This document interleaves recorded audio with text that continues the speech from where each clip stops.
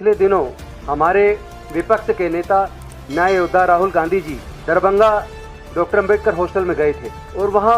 विभिन्न छात्र उनसे आके मिले और केवल दरभंगा के डॉक्टर अंबेडकर हॉस्टल के छात्र नहीं बल्कि अन्य जगह के हॉस्टल के छात्र भी उनसे आके मिले। तो उन्होंने जो देखा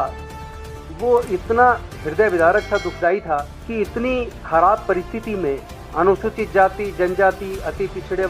वर्ग और माइनॉरिटीज के बच्चे पढ़ने के लिए विवश हैं। एक तरफ हॉस्टल की व्यवस्था इतनी खराब है कि एक कमरे के अंदर 6-6, 7-7 स्टूडेंट्स रह रहे हैं। टॉयलेट इतने हाइजीन एकदम गंदी स्थिति में है, पीने के अच्छे पानी की व्यवस्था नहीं है, लाइब्रेरी में किताबों की सुविधा नहीं है, इंटरनेट की व्यवस्था नहीं है। ऐसे हालात में उन बच्चों के साथ बर्डन उस वक्त और ज़्यादा बढ़ जाता है जब उनको क्वालिटी फूड नहीं मिलता। तो स्कॉलरशिप, विशेष रूप से पोस्ट मैट्रिक स्कॉलरशिप, जिसके दम पे वो पढ़ने के लिए हॉस्टल में जाते हैं, वो या तो टाइम पे आती नहीं है और कई बार तो देखने में ये आया जैसे 2020-21 में और उसके बाद 2-3 साल तक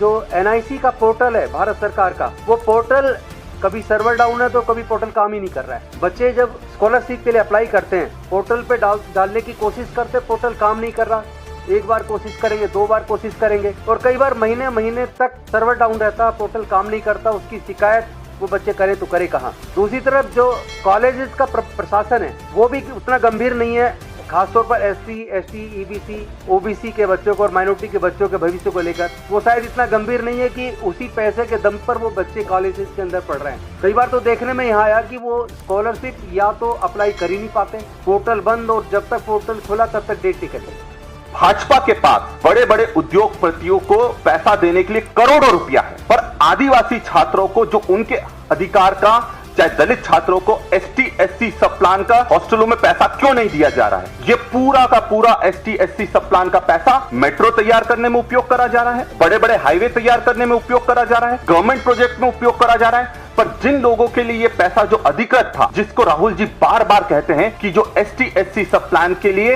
एक कॉन्स्टिट्यूशनल व्यवस्था आना चाहिए, एक नियम आना चाहिए जिसमें आदिवासियों का, दलितों का पैसा सिर्फ आदिवासी और दलित उपयोग कर सके और कोई चीज के लिए इसका उपयोग ना हो। और आज हकीकत ये कि हमारे लोगों को हमारे हॉस्टल में उनको खुद के लिए स्वास्थ्य के लिए व्यवस्था नहीं मिल पा रही है, शिक्षा के लिए व्यवस्था नहीं मिल पा रही है, सुरक्षा के लिए व्यवस्था नहीं मिल पा रही है। ये भाजपा की सरकार ना हमारे आदिवासी, दलित और पिछड़ों को पढ़ाना चाहती है, ना उनको आगे बढ़ाना चाहती है।